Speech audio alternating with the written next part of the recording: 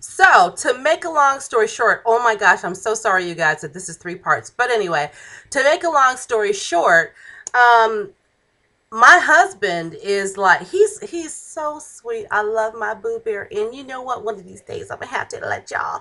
I hope I can get him to sit down with me one day. I want you to meet my boo boo. He is so sweet, smartest man I have ever met, and I love him dearly. He's just so supportive of his little boo boo. But anyway, he's just like, babe, look, you know what? Look, if you got to take this to another surgeon, take it to another surgeon, whatever. He goes, but I'm going to tell you this much. We're going after this guy for our money. And he says, look, if the new surgeon says that, look, I can use the psych evaluation, like bits and pieces of what we have compiled with this surgeon, and he can use that and not have to have me go through the process again. He's fine with that. He goes, but all the copays that you've paid for all of the, guys, you guys know the amount of blood work and cardiograms and x-rays and all that stuff we have to go through. He's like, get all that back. He goes, plus these other program fees that these guys were charging, when at the end of the day, we can prove that they received the information 8 days prior to the due date for the peer-to-peer, and they didn't do anything. Now here's another caveat. She calls me back, the benefits coordinator. She calls me back. I had left that nasty message and said, look, I expect to hear from this surgeon within 72 hours. I know this is my right, all this stuff. 10 minutes later, bam, I get a call back, not from the surgeon, but from the benefits coordinator. She calls me back. She tells me I'm right, and you are absolutely right. Something is wrong with this office, blah, blah, blah, blah, blah. But she then goes on to say, please, I beg you. And I'm a forgiving spirit, y'all. So y'all gonna have to help me, and I gotta talk to my husband again.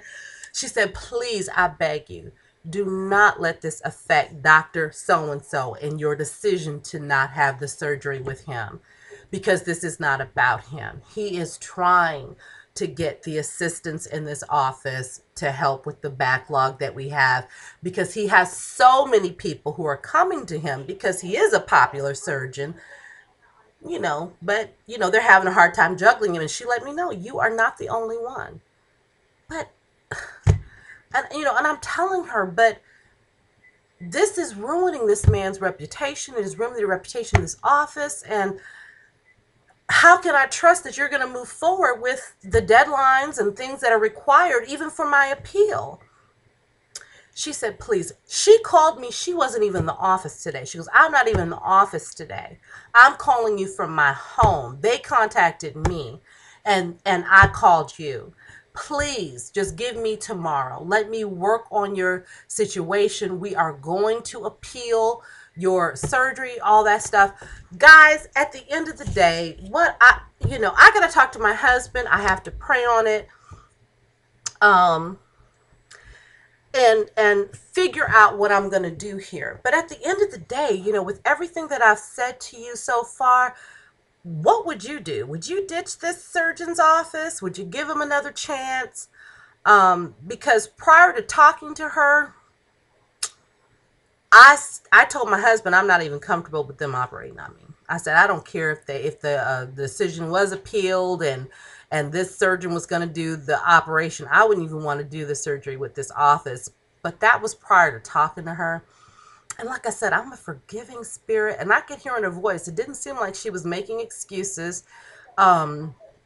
She really sounded like, this is nothing. And she didn't sound like she was taking it personal at all. She was taking it professionally, like I said, and that she knows that this is a situation that their office is going through. And I could clearly tell this was not the first time she's been fussed at by a patient. This was not the first time, and it will not be the last. So just to get some feedback, you guys, let me know what you would do, because I'm a forgiving spirit, but boy, I think I have to pray on it. But in the meantime, just let me know what you think. look, I'm about to get emotional about it because, you know, the Lord talks to us in so many different ways. And, you know, I don't know if I'm fighting hard for this because I should be fighting hard for this or what, but you guys, let me know what you think. And I appreciate any and all feedback, you guys. Um, so I'll be checking back to see what you guys have to say. And you know, I have to talk to my husband again tonight because he doesn't know about the callback that I received from my benefits coordinator so far. And so we'll have to pray on it tonight together. And then I guess I'll wait and see what, you know, she has to say about tomorrow too.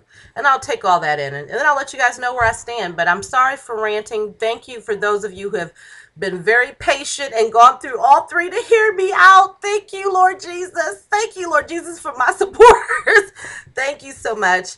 And like I said, I appreciate any and all responses. God bless you guys. And I'm hanging in there, y'all. I'm hanging in there for those of you who, look, I know I owe some people some phone calls. Some of y'all have private messaged me. You know who you are. I have not forgotten. I am going to call you guys. I've just been very busy, very stressed. And I want to thank you all for your, oh my gosh, wonderful support. I definitely, like Rosebush, I just read your private message last night. Girl, you are such a blessing. Thank you so much. And I'll be responding to you, if not tonight, tomorrow, honey. Thank you so much for what you said. You are a doll, and you know I'm just crazy about you and your girls. So thank you so much. But anyway, you guys, thank you to all my new subscribers, and I am out. I'll keep you guys posted with what's going on. Please, please, please give me some feedback. Love you guys, and I will talk to you later. Mwah.